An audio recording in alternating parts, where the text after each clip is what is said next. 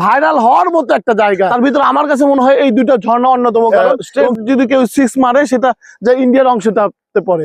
প্রিয় দর্শক, আমরা কিন্তু আছি সেই সিলেটের ভাইরাল মাঠ, একদম সীমান্ত ঘেঁষা মাঠের চারপাশটা কিন্তু ইন্ডিয়ার, শুধু মাঠটা আমাদের। এবং মাঠের ঠিক ওই সাইডটাতে দুইটা ঝর্ণা, এবং সবসময় ঝর্ণার একটা শব্দ।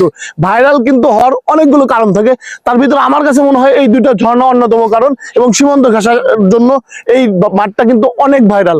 আমরা সিলেটে এসেছি 4 দিন হলো, কিন্তু আক্ষেপ ছিল এখানে আসতে পারবো কিনা, আজকে চলে যাব, তারপরে কিন্তু আসতে পেরেছি। এবং ভাইরাল হওয়ার মতো একটা জায়গা ভাই, এই জায়গায় আসতে অনেক ভিতরে আসতে হয়, এবং 4-5টা শুধু ইন্ডিয়ার, আর শুধুই মাঠটা আমাদের।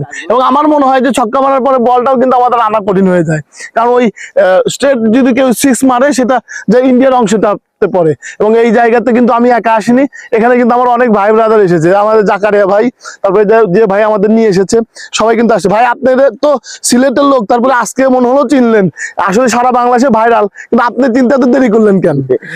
হ্যাঁ, আসলে সত্যি কথা বলতে এই মাঠ যে এইভাবে ভাইরাল হয়েছে ভাই, আমি জানতাম না। এই আজকে প্রথম শুনলাম, আর আপনাদেরকে নিয়ে এসা আমিও খুব খুশি, মানে আমারও খুব ভালো লাগতেছে। ভাই আর জাকারিয়া ভাই, আপনার কেমন লাগতেছে? মানে ফিলিং গুড?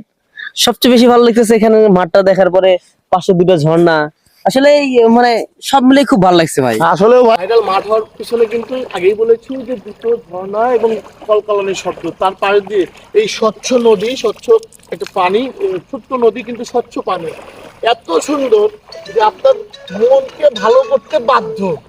সো যারা জাফলং আসবেন এই জায়গাটাকে মিস করতে ভুলবেন না। আমরা যদিও সকালে এসেছি, আপনারা চেষ্টা করবেন বিকাল টাইমটাতে আসা, তাইলে আপনি খেলাটাও দেখতে পাবেন, এই ভাইরাল মাঠে খেলা সহ আপনি অনুভব করতে পারবেন। এখন আমরা কথা বলবো এই যে মাঠের পাশে, যে ভাইরাল মাঠটার পাশে কাকার দোকান, এবং এই দোকান এইখানকার ইতিহাসটা, মানে কিভাবে কি হলো, এই ভাইরাল হওয়ার কারণ কি জানতে চাবো। কাকা একটু বলেন তো, আপনি তো অনেকদিন, আপনার বাসাও এখানে, এটা কেমন করে ভাইরাল হলো, আর কি রকম মানুষ এখানে আসে যায়? মানুষ ইনশাআল্লাহ প্রচুর মানুষ আসে যায়, তো আমরা এলাকাবাসী মিলিয়ে উদ্ধার করছি।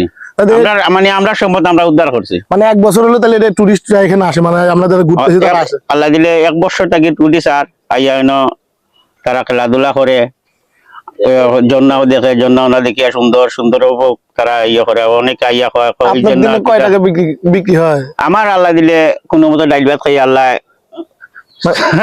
ভাইরাল হওয়ার পিছনে অনেকেই বলে ভাইরাল ভাইরাল ভাইরালের পিছনে কিন্তু এই চাচাদের মতো যারা জীবিকা নির্বাহ করতেছে, ভাইরালের কারণে কিন্তু মাঠটাতে ভাইরাল হওয়ার কারণে মনে করি না আমরা আল্লাহ দিলে ডাইল ভাত চারটা খাইয়া বাঁচতাম পারি ইনশাল্লাহ।